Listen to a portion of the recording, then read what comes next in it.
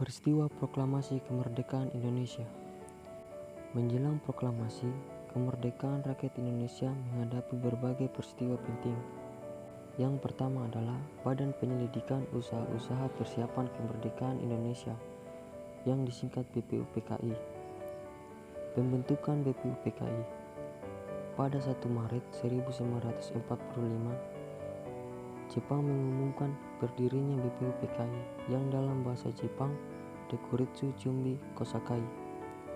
Tujuannya adalah mempelajari dan menyelidiki hal-hal yang dibutuhkan dalam membentuk negara Indonesia yang merdeka, yang diketuai Raciman Wakyudiningrat. Wakil ketuanya Raden Panji Suroso. Anggotanya adalah 63 orang. Sidang BPUPKI. BPUPKI sidang pertama pada 29 Mei 1 Juni 1945 dengan tujuan menyusun dasar negara Indonesia yang merdeka. 3 tokoh yang menyusun dasar negara Indonesia adalah 1. Muhammad Yamin.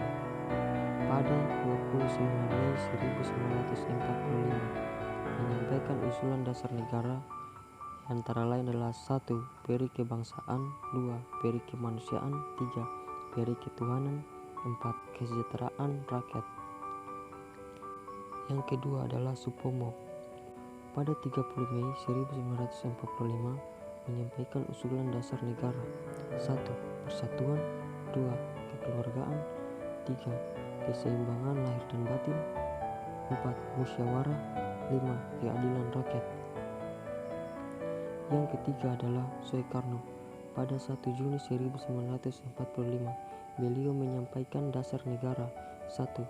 Kebangsaan Indonesia, 2. Internasionalisme atau peri kemanusiaan, 3. Mufakat atau demokrasi, 4. Kesejahteraan sosial, 5. Ketuhanan yang berkebudayaan.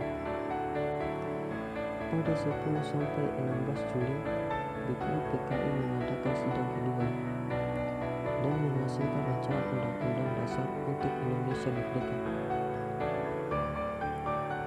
Panitia 9 untuk merumuskan dasar negara sesuai usulan anggota BPUPKI dibentuknya Panitia 9. Panitia ini beranggotakan 9 orang yang diketuai oleh Soekarno.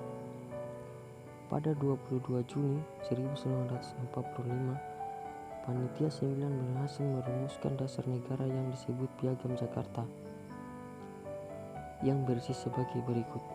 1. Ketuhanan dan kewajiban menjalankan syariat Islam bagi pemilik-pemiliknya.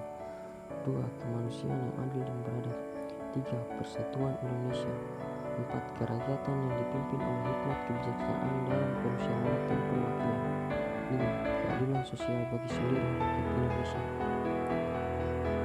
Atas usulan Muhammad Hatta, kalimat pertama Piagam Jakarta diubah menjadi Ketuhanan yang Maha Esa. Pembentukan Panitia Persiapan Kemerdekaan Indonesia yang disingkat PPKI. PPKI yang dalam bahasa Jepangnya Dokuritsu Chumbi Kosakai dibentuk pada 7 Agustus 1945. Tugasnya adalah menetapkan dan mengesahkan rancangan dasar negara yang telah dibuat oleh BPUPKI. Ketuanya adalah Soekarno, wakilnya adalah Muhammad Hatta, anggotanya yang berjumlah 21 orang. Peristiwa Rengas Dengklok.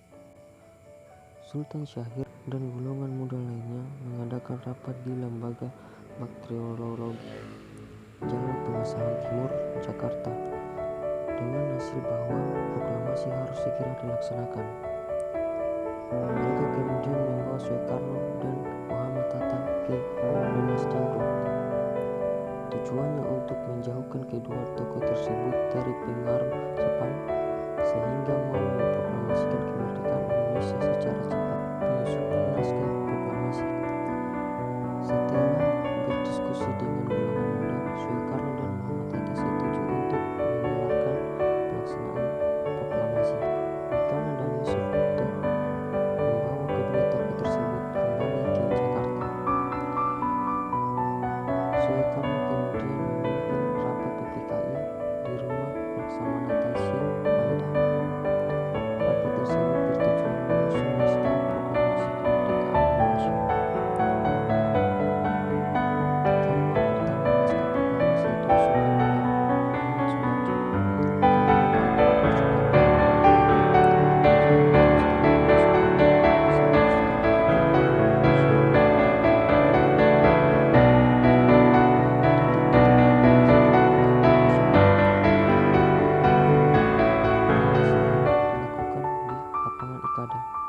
Untuk menghindari bentrokan dengan tentara Jepang, tempat pembacaan proklamasi dipindahkan di Jalan Pengasaan Timur nomor 56, Jakarta, pada hari Jumat 17 Agustus 1945 pukul 10.30.